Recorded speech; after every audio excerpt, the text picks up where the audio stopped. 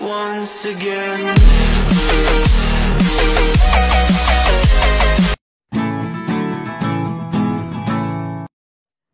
Bonjour, je suis Nzamzad, docteur en géochimie et environnement. J'ai tout le plaisir de partager avec vous ma modeste expérience sous forme de conseils, de recommandations. Mais avant de commencer, je tiens à remercier notre futur docteur Hanan Liagoubi pour cette initiative ainsi pour avoir m'invité pour faire partie de cette initiative.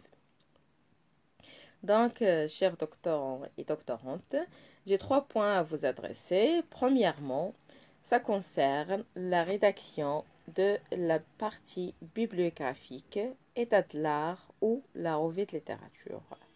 Donc, ici, l'appellation qui diffère, mais l'objectif est unique, ou bien est le même, et la réalisation d'une synthèse des travaux antérieurs liés à votre sujet de thèse, ce qui va vous permettre de structurer votre sujet de recherche et son positionnement dans le champ scientifique vis-à-vis la littérature existante et donc mettre en valeur votre rapport, votre sujet de thèse. Et pour cela, ne laissez jamais la rédaction de la partie bibliographique pour les derniers mois avant la remise de la thèse.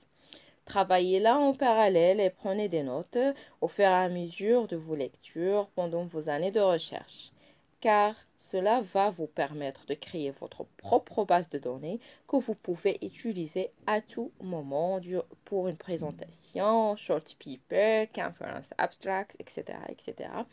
Donc, ceci va vous faciliter la tâche durant la période de la rédaction aussi de la mémoire de la thèse, donc la phase finale avant le dépôt de dossier pour se tenir.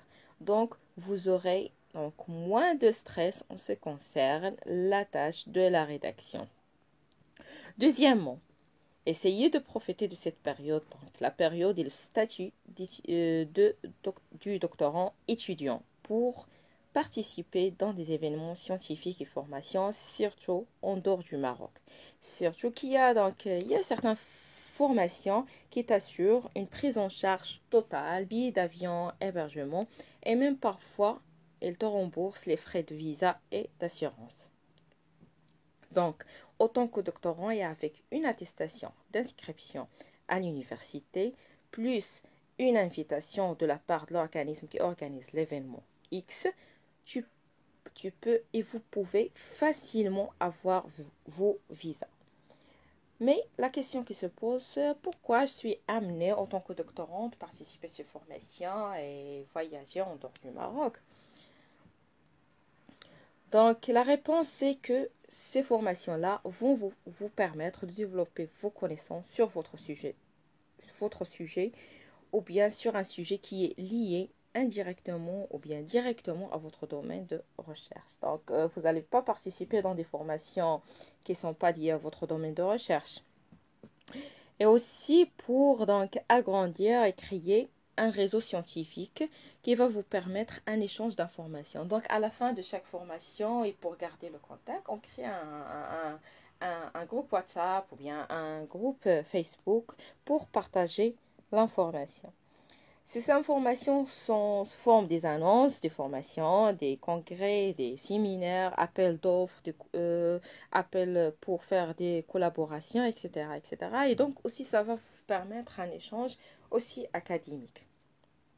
Donc, autant que doctorant, il est intéressant de créer un réseau scientifique au Maroc et en dehors du Maroc. Autre chose pour les doctorants du première année, j'ai donc reçu pas mal de questions à propos de la participation dans les congrès, les conférences, les séminaires, surtout que la première année est la phase préliminaire exploratoire du sujet de la thèse, comme je viens de dire donc. Et dans la plupart des cas, les doctorants n'ont pas des résultats à présenter dans les conférences et donc ils hésitent, ils ne participent pas, ils n'assistent même pas aux événements scientifiques alors que c'est faux. Il faut participer même sans présenter une communication. Il faut assister aux présentations. Ceci va vous permettre d'avoir une idée sur la façon comment on peut présenter nos résultats lors d'une conférence, congrès. Et donc, ceci va vous permettre d'échanger avec le doctorant, les docteurs, des professeurs. Aussi, c'est une occasion pour développer, créer, échanger avec des chercheurs qui travaillent sur des sujets liés à votre domaine de recherche. D'accord? N'hésitez surtout pas à participer dans des événements scientifiques, même sans avoir des résultats à présenter. Troisièmement, une autre chose qui est très très très importante, il faut avoir un dossier pédagogique aussi solide.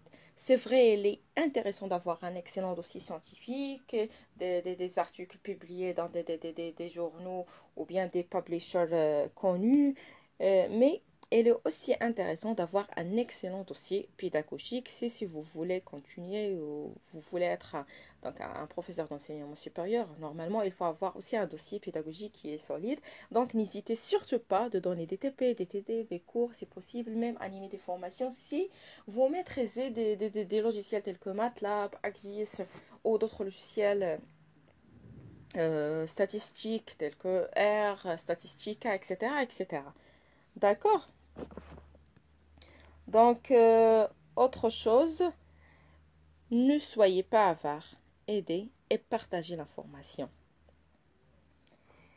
Et à la fin, donc, je vous souhaite bonne chance, bon courage et merci.